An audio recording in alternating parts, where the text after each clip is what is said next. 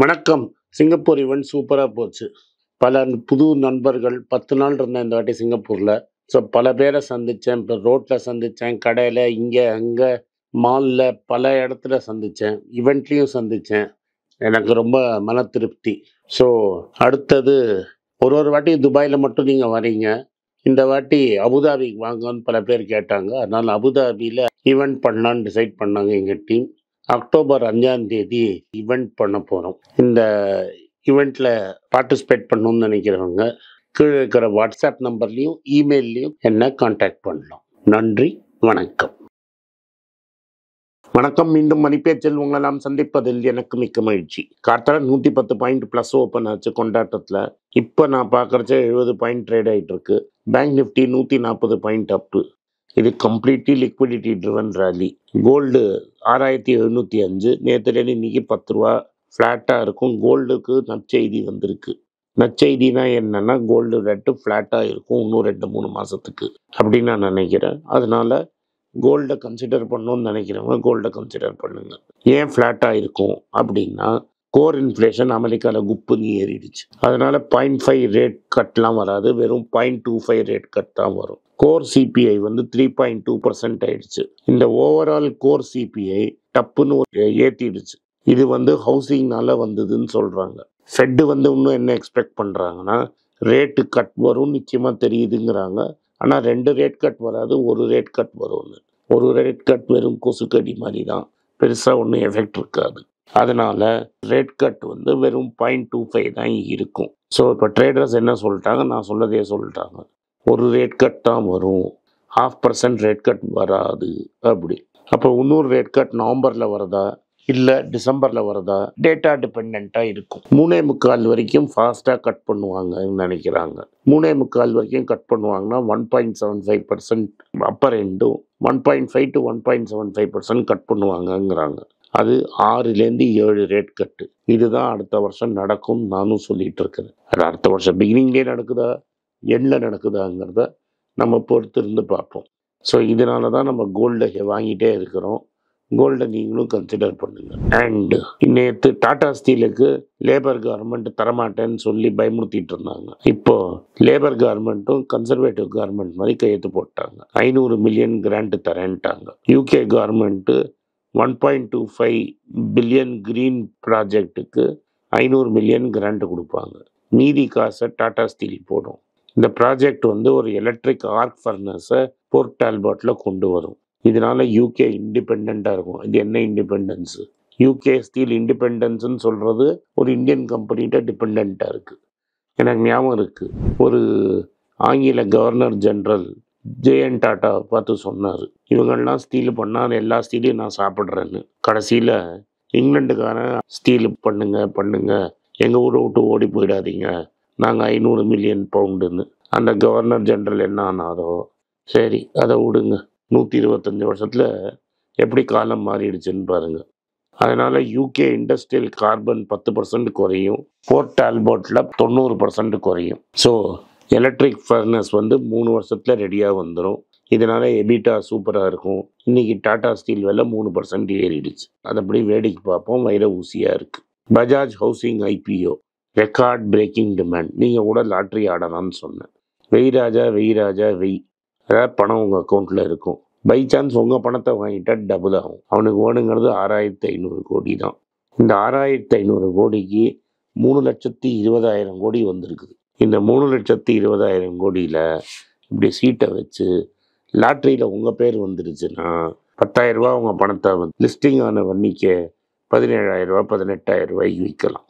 So 67 times over subscribe ஆகிருக்கு. அதாவது நான் 100 ஷேர் விற்கிறேன்னா அது இன்ட்டு 65னா 6,700 ஷேருக்கு டிமாண்ட் இருக்குது. இன்ஸ்டிடியூஷனல் இன்வெஸ்டர்ஸு 222 டைம்ஸ் சப்ஸ்கிரைப் பண்ணியிருக்காங்க. High net worth individual 51 times பண்ணியிருக்காங்க. இண்டிவிஜுவல் சின்ன ரீட்டைல் இன்வெஸ்டர் 60,000 கோடி வச்சிருக்கிறான். ஸோ இது மோர் தென் டபுள் ஆன் டெபியூ. அதாவது 70 ரூபா ஷேர் 140 ரூபா. நீங்களும் லாட்ரி சீட்டை போடலான்னு உங்களுக்கு முந்தானேட்டே சொன்னேன். டாடா டெக்னாலஜிஸ் மாதிரின்னு சொன்னேன். டாடா டெக்னாலஜிஸை 2வது இடத்த தள்ளிட்டு இது முதல் இடத்தில் பூந்து விட்டது. பஜாஜ் ஆட்டோவே கன்சிடர் பண்ணுன்னு நான் சொன்னேன். இன்னைக்கு 4% டப்பு 11,400 மேலே போயிடுச்சு.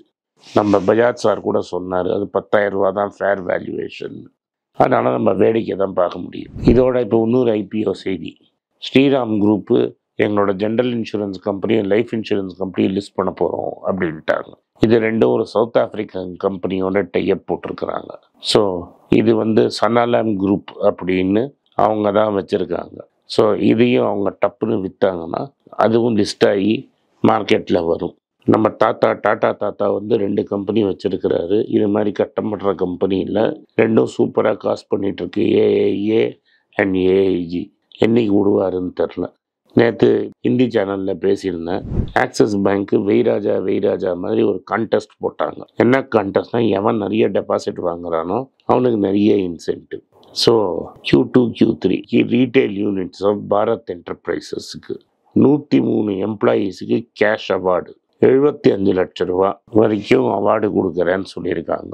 இது இந்த 300 கேஸில் 25 எம்ப்ளாயீஸுக்கு 15.75 lakhs. ஆர்பிஐ என்ன சொல்கிறான், டெபாசிட் வாங்கிறதுக்கு நீங்கள் இன்சென்டிவ் கொடுக்கக்கூடாதுன்னு. இந்த 15 லட்ச ரூபாயும் சரி, அதுக்கு முன்னாடி அமௌண்ட் சொன்னதும் சரி, டெபாசிட் வாங்கிறதுக்காக கொடுக்கப்பட்டது.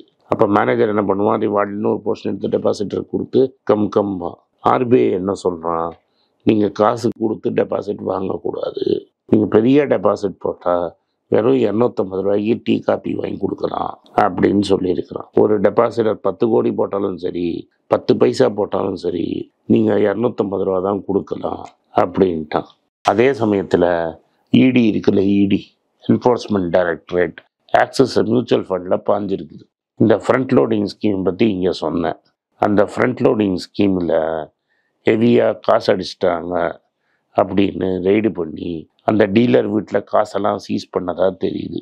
ஆக மொத்தம் ஆக்சிஸ் பேங்க்குக்கு நேரமே சரியில்லை. ஹெச்டிஎஃப்சி பேங்க்கை பற்றி ஒரு நியூஸ். அவன் என்ன பண்ணான், முதல்ல ஒரு 5,000 கோடி லோக்கலில் விற்றான், 5,000 கோடி லோனை. அப்புறம் 8,000 கோடி லோக்கலில் மியூச்சுவல் ஃபண்டுக்கெல்லாம் விற்றான். இப்போ ஹெச்டிஎஃப்சிக்குள்ளேயே ஒரு சோர்ஸ் என்ன சொல்லுதுன்னா, 8,000 கோடி லோனை வெளிநாட்டு விற்கிறதுக்கு பேசிகிட்டு இருக்காங்க.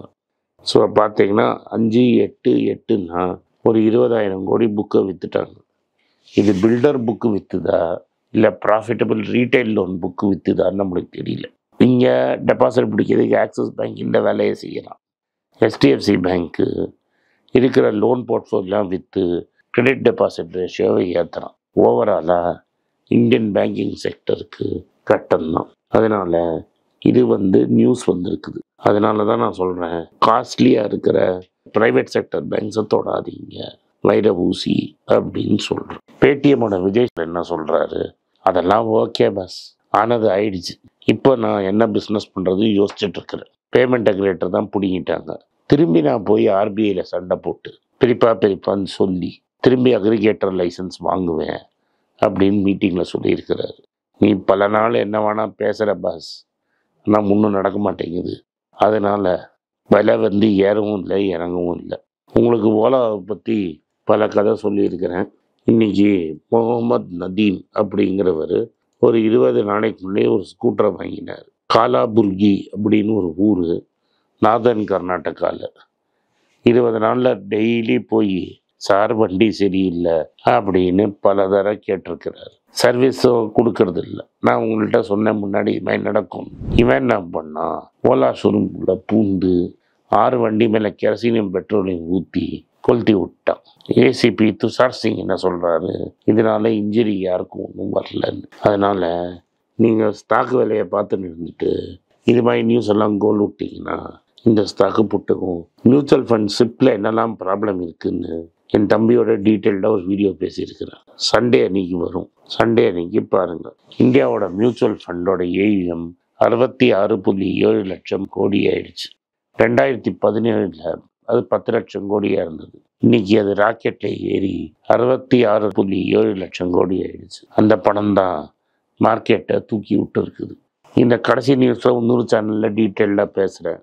ஆனால் இம்பார்ட்டண்ட்டான நியூஸு, ட்ரேடர் இதை 1 வருஷத்துக்கு முன்னே கிடைத்தார். ட்ரேடர் அப்போவே US ஸ்டாக்ஸு பற்றி பட்டாஸ் லிஸ்ட் ஒன்று தனியாக ரெடி பண்ணார். நீங்கள்லாம் வெறும் இந்தியன் பட்டாஸ் லிஸ்ட்டு தான் பார்க்குறீங்க. US பட்டாஸ் லிஸ்ட்டையும் ஒன்று ட்ரேடர் வச்சுருக்கிறாரு.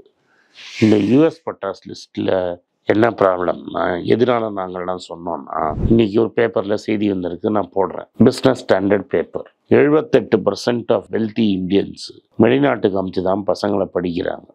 பசங்க போகிறோங்கிறான், அவன் கடன் வாங்கியாவது அனுப்பணும்னு அனுப்புகிறான். அதில் 78% வந்து என்ன பண்ணுறாங்கன்னா, அவங்க ரிட்டையர்மெண்ட் பணத்தை 64% போட்டு அனுப்புகிறாங்க அப்படின்னு சொல்கிறாங்க. ரிட்டையர்மெண்ட்டுக்கு 100 ரூபா இருந்தால் அதில் 64 ரூபாவை பசங்களை வெளிநாட்டுக்கு படிக்க அனுப்புகிறாங்க. இந்தியாவிலேருந்து அடுத்த வருஷம் மட்டும் 20 லட்சம் பேர் வெளில போய் படிக்க போகிறாங்க அப்படின்னு சொல்கிறாங்க. இவங்க எல்லாரும் அசட்டை விற்றாது பசங்களை வெளிநாட்டுக்கு அனுப்பணும்னு ட்ரை பண்ணுறாங்க. இந்தியா விட்டு எப்படியா போயிடுங்கிறாங்க. இது நடந்துகிட்ருக்கு. இதுதான் உங்களுக்கு நான் சொல்ல வேண்டியது. அதனால் பேரண்ட்ஸுக்கு பயங்கர ஸ்ட்ரெஸ்ஸாக இருக்குது. இதனால தான் நாங்கள் யூஎஸ் பட்டாஸ் லிஸ்ட்டு, ஜப்பான் பட்டாஸ் லிஸ்ட்டு ரெடி பண்ணோம்.